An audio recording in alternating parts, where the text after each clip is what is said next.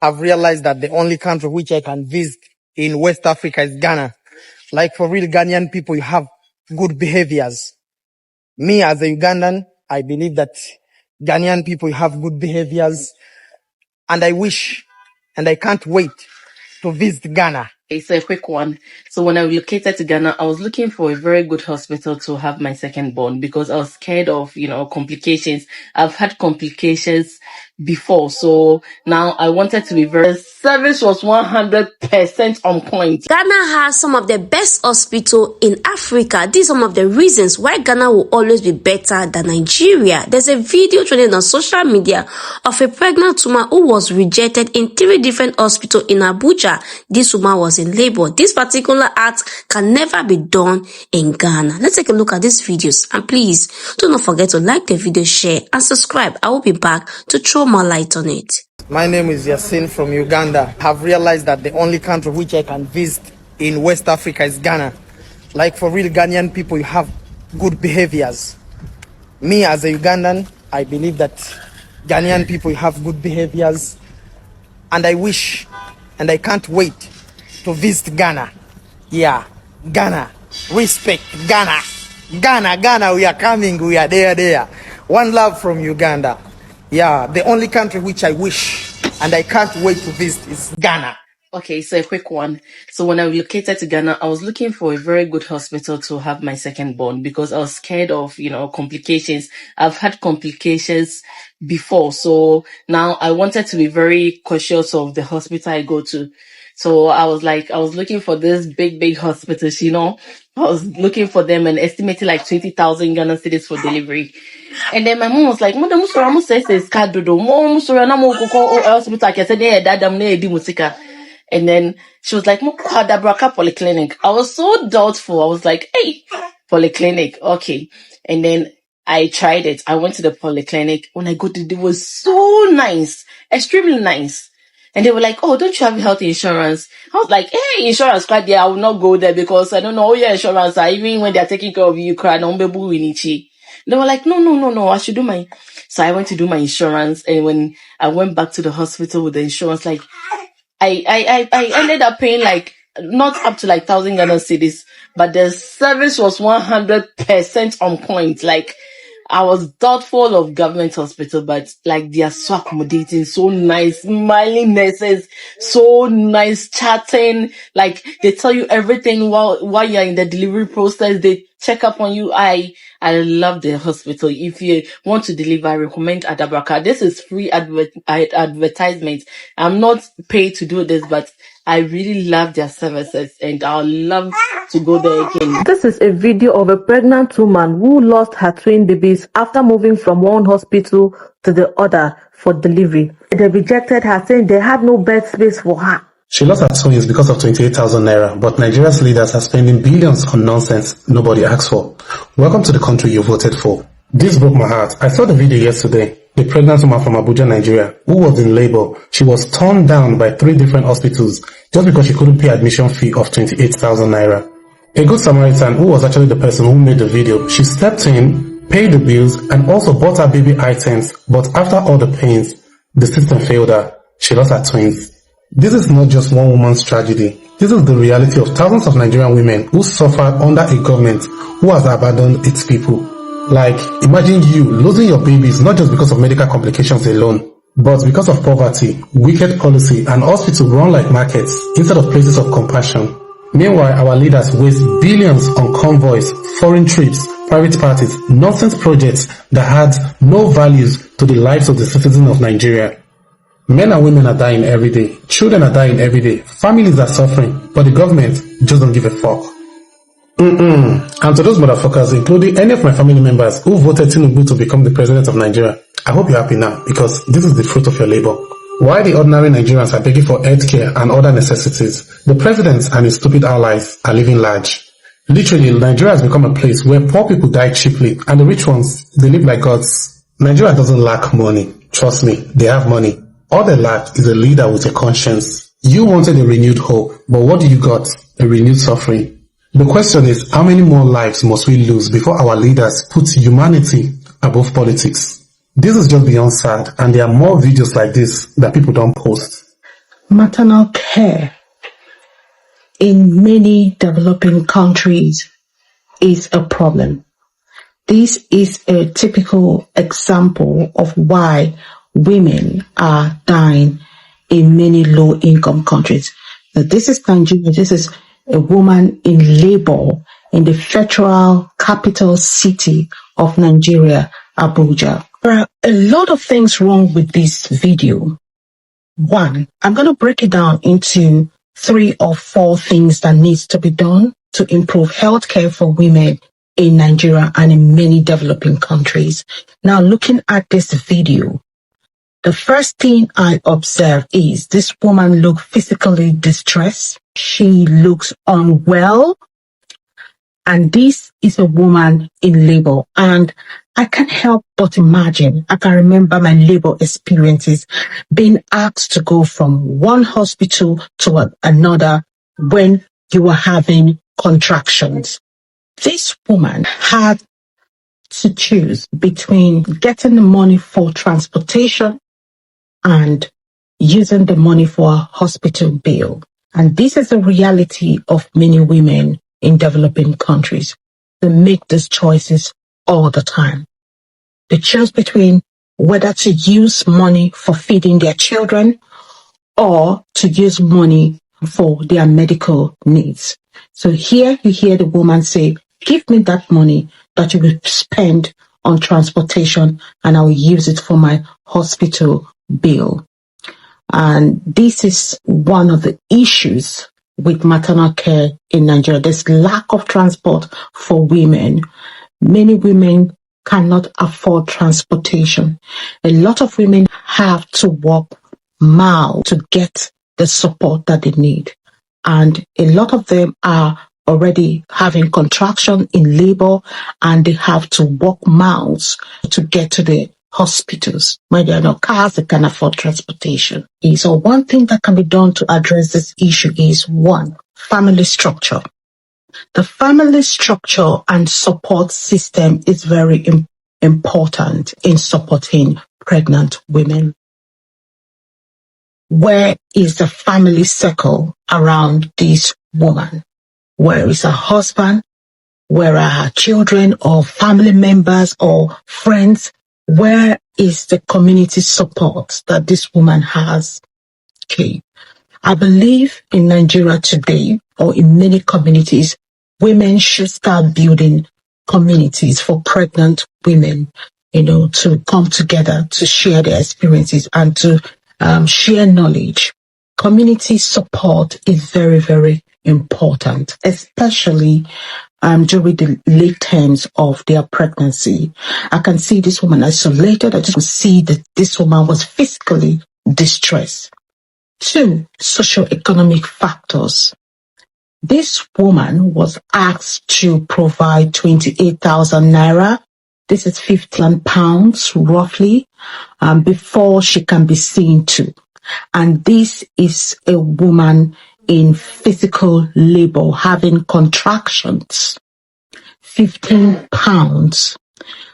She's unable to afford it. So poverty is a big problem in many developing countries. And how can this be resolved?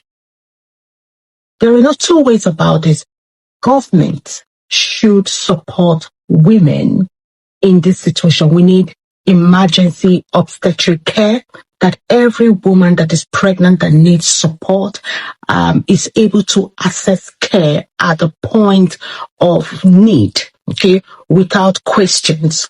So government should do the needful to support women to gain access to necessary care when they need it, because this is a life and death situation. Now, this woman went to a hospital and was asked to go back to her previous hospital to get her medical records and to bring 28,000 naira, 15 pounds.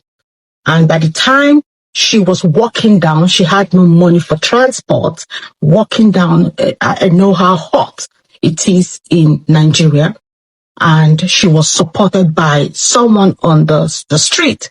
And on reaching the medical facility told her there are no bed spaces. So she was referred to another hospital and referred to another hospital before she got there.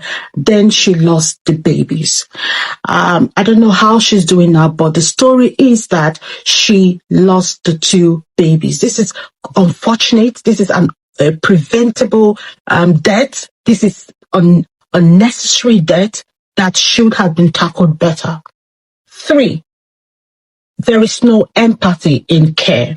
Okay, I can understand how a pregnant woman will be sent out of a hospital when she's having contraction. Where is the place of virtue, ethics, care, sympathy? I understand that there are a lot of elements to this, and there are a lot of systemic issues today because the medical hospitals and facility also need funding to take care of these patients. So I'm not putting the blame solely on them, but there's a place of empathy. This woman would have lost her life walking on the street of Abuja. Something needs to be done. There needs to be facilities where women can access care promptly, urgently. Emergency obstetric care is paramount, is needed in our developing countries, especially in countries like Nigeria. So 1, family support, income, and the responsibility of the care providers or healthcare providers is very, very needed. This death would have easily been prevented if these supports were available to this woman. And there goes the story. Very, very sad story.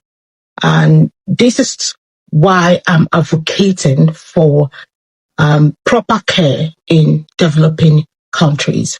This is our Mother's Health Podcast. I'm Dr. Vivian Chinwa, and I bring you live weekly updates on maternal care issues around the world, the hidden stories behind the maternal death statistics. And this is a typical example of how women are losing their lives in low-income countries. First of all, I want to make it emphatically clear that I'm not a fan of Very Dark Man. I'm not a fan. But hold on, I want to share something with you people. I'm not a fan of this guy. And it's not like he did anything wrong. Probably it's kind of like a misconception. But let me start by saying that the reason I'm not such a fan is not on grounds that he dresses somehow like a cultist. No, because you've got to look beyond the facts. You've got to look beyond the looks of a person to understand what actually comes from that person's mindset. You know, the reason I'm not a fan of his outworks or outflow is that he fights for Nigerians. And hold on, I'm going to make this very emphatic. Fighting for Nigerians means doing the wrong thing. This is something Very Dark Man is beginning to understand. You know, I used to say it for a very long time. You cannot fight for Nigerians. You can't fight for bad people. Fighting for bad people means you're fighting good things. You're fighting against good things. Nigerians in their entirety are very bad people. I'm a Nigerian. I know what I'm talking about. Nobody can debate me on this. None of them. If I want to be fair, I would probably say majority of Nigerians, but I like to include everyone, including myself. Because the ones you think are not bad is also the fact that there is no chance yet. But when opportunity presents itself, they will show you they are Nigerians. I am a bad person. But the situation is, the difference between I and you is that I understand I'm a bad person. And that is the first step to salvation. But most Nigerians will tell you, come on, there are good people in Nigeria. So going back to what I'm trying to say, Very Dark Man made the mistake. He's been making the mistake of fighting for Nigerians. And that's why they keep on funding him. Nigerians are very good at wanting you to fight for them. You know what? The reason they want you to fight for them is such that while they do things that are wrong, and then the consequences begin to come back to them, they now suit for that person that is bold and brave and courageous enough to fight for them. That's why a number of people are rooting for P2B. They are rooting for Very Dark Man. They're even giving him the impression, oh, Very Dark Man, you should contest for the presidency. It's not like they love the man. The evidence of showing that you love a person is not by supporting that person. It's not monetary support. It's by emulating and becoming that person. Understanding the person's mindset. This is something Nigerians will never become when it comes to Very Dark Man. They want him to fight for them. Listen. So fighting for Nigerians, it doesn't matter against who. You can't fight for Nigerians against their politicians because they gave rise to those politicians. This is something very dark man understands. Allow the consequences of their actions to come on them so that they can understand their actions. That is the gospel truth. That's just the gospel truth. So when you're fighting and these people think you're their hero, the truth is that you're fighting against the good things. You're fighting karma. One thing that Nigerians should be done to, one thing that Nigerians really deserve, the best you can do for Nigerians, let me put it this way, is to teach them how to live. And this is exactly what we're saying. This is exactly why we opened these contents. That's why we opened our pages, to speak to Nigerians and to live by example, using our lives to give examples. Do you understand the situation? Yes. Such that they will not tell you that they were not informed.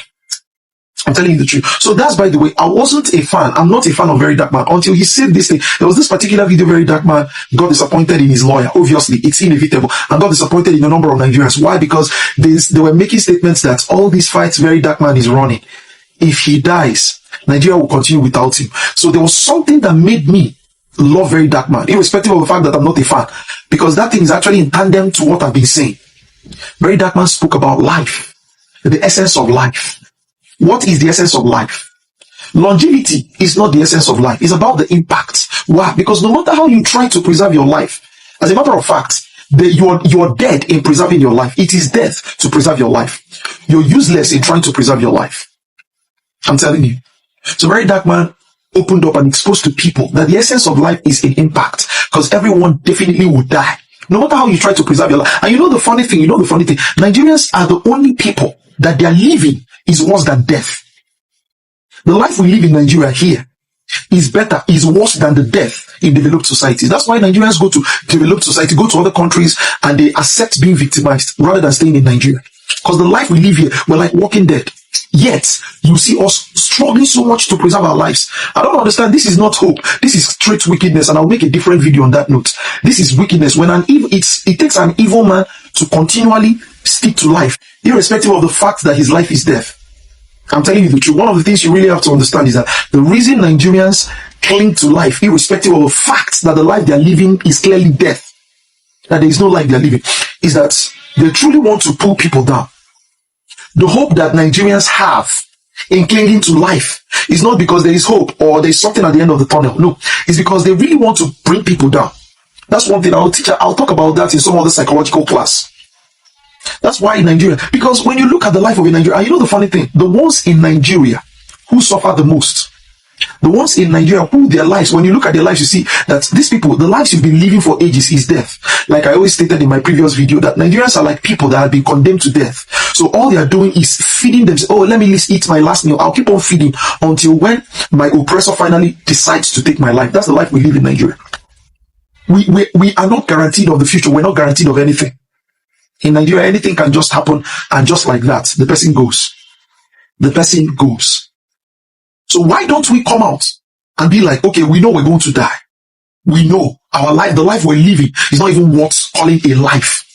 Why don't we fight for something? Even if we're going to die for it, at least let our children, let the generation after us live. Let's die so that the generation after us can live. That's the life, that's the mentality we should have.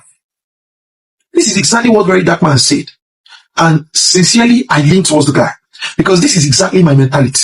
And the truth is that if this guy wants to work with anyone, if he truly wants to work with me, I'll consider it a privilege, and I'll work with this guy. I'll resign from my job to work with this Very Dark Man. I'm telling you the truth. I would resign from my job. I'm a federal civil servant, but I'll resign from my job to work for this guy, because a great number of people don't understand what this guy is. This guy, if Very Dark Man dies today, if this guy dies today, this guy has immortalized himself for 1,000 generations. This is a laurel that even Nnamdi Azikiwe cannot boast of. This is a laurel that most people cannot boast of. But that's exactly what this guy is doing. And people think he doesn't know what he's doing. That's because you don't understand life. Those of us who are ferocious readers and understand psychology, we understand that this guy wants to immortalize. In fact, he had immortalized himself. So what are we saying? The truth is bitter, but it have to be said. They have all spoken a lot, giving their points and reasons of what they think about Nigerians and also the healthcare system in Nigeria and how bad it has become. When I saw this video of a Ghanaian sister sharing an amazing experience he had in the Ghana government hospital, not private to government hospital, and you can hear the amazing experience this woman was sharing. But look at this woman in Nigeria, a pregnant woman who lost a twins baby because of the lack of bad healthcare system we are having in the country. This woman was rejected in 3 different hospitals. 3 hospitals per still he lost the baby. That is how bad Nigeria healthcare system has become because of 25,000 naira. That's basically 200 cedi or 180 cedi. This woman lost a baby. But in all of this, our leaders are busy folding their hand. You keep seeing them borrowing money, using their country money to buy private jets, different cars, go for different vacations. Still, they do not think to fix the basic necessity we need in a country. At least fix the healthcare, fix the educational system, the electricity, the security. These are basic things every country needs to thrive. But still, our leaders are not bothered to fix these things. May God help the country, Nigeria. But in all of this, I would also love to see your comments on the comment section of what you also think of this video. And please, at this point, if you have not liked the video, please do well by liking the video and don't forget to share so that more people can see this video. And please, if this is the first time you're coming across this channel, please do not make it your last by subscribing. And if you're a returning subscriber, thank you so much for always coming back to the channel. And I will see you in my next video. Bye for now and stay blessed.